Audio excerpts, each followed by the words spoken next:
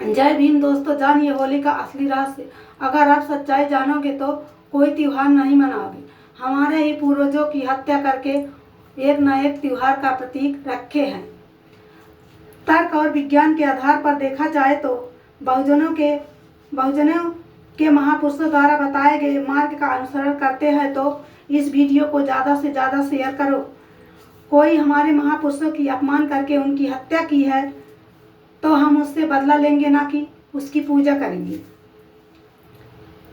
पूजा करेंगे।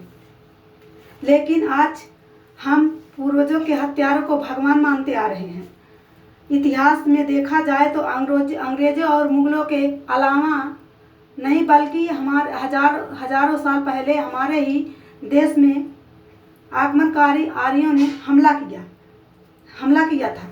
मध्य एशिया के वोल्गा नदी से आए थे और खुद को आर्य कहते थे और ये लोगों ने हमारी भूमि पर धीरे धीरे कब्जा कर लिया। ये लोग भेड़ बकरियों का पालन करते और घुड़सवारी करते थे। हमारी सेना पैदल लड़ा करती थी, इसलिए हमारी हार होती गई। भारत में पहले से विकसित सिंधु घाटी मौजूद थी। मोहनजोदड़ो और हड़प्पा जैसे शहर इस बात का प्रमाण है।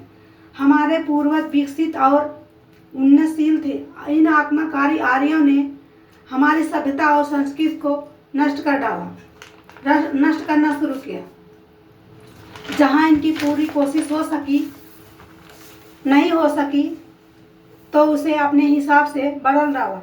इसके लिए वेद पुराण और काल्पनिक कहानियां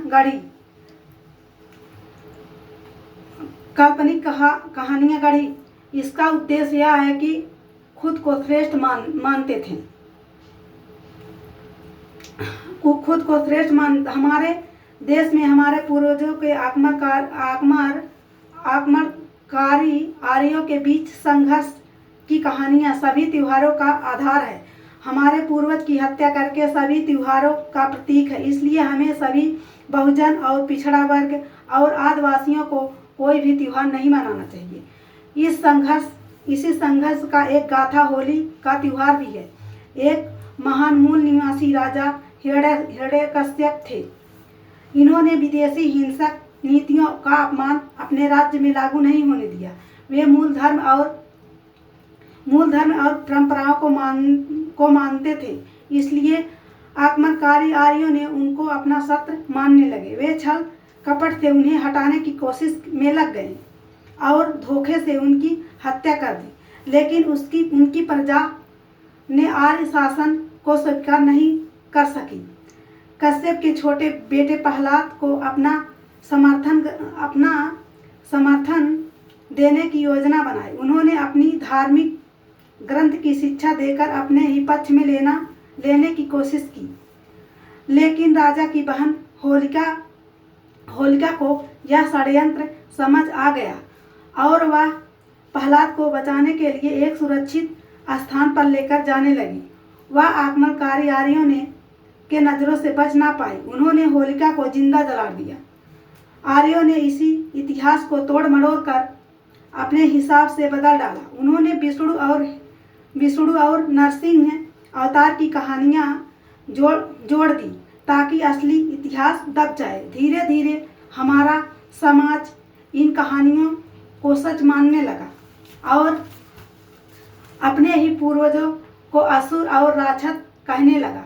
वेद पुराणों में लिखा है कि उनके भगवान लाखों साल पुराने हैं और घोड़े की सवारी किया करते थे।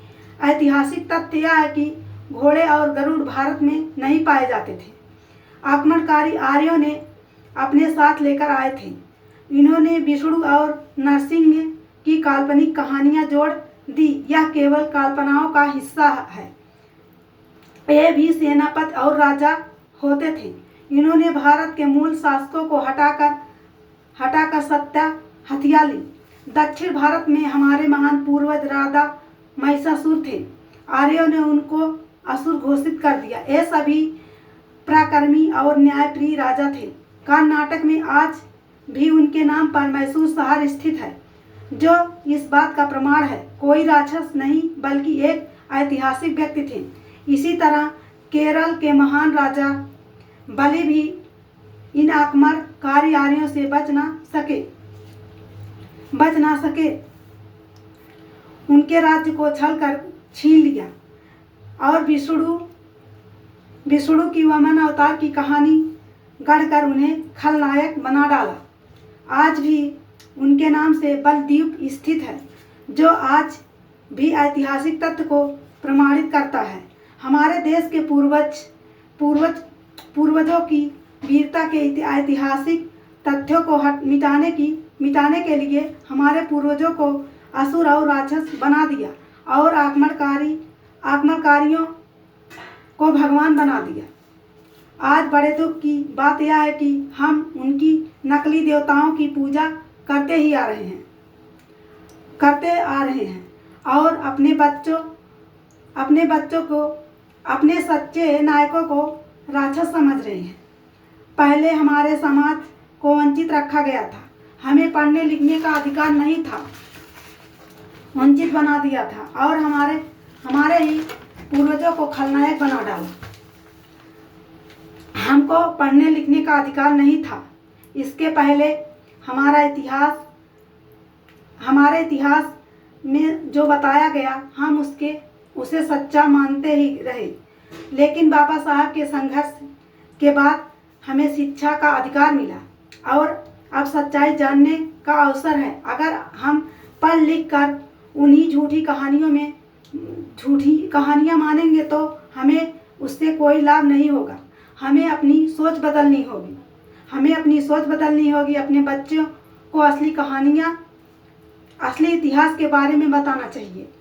हमारे असली भगवान हमारे माता पिता, गुरु और संघर्ष करके जो हमारे महापुरुषों जो सही मार्ग दिखाए हैं, हमारे असली भगवान हैं।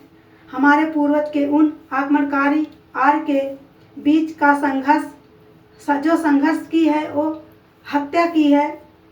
कोई भी त्योहार हमारे पूर्वजों के हत्या का प्रतीक है, इसलिए हमें कोई भी त्योहार नहीं मनाना चाहिए। पिछड़ा वर्ग, आदिवासी, बहुजनों आदि को कोई भी त्योहार नहीं मनाना चाहिए। हम बहुजनों का असली त्योहार बुद्ध पूर्णिमा 14 अप्रैल आदि है। जय भीम, नमो बुद्धाय।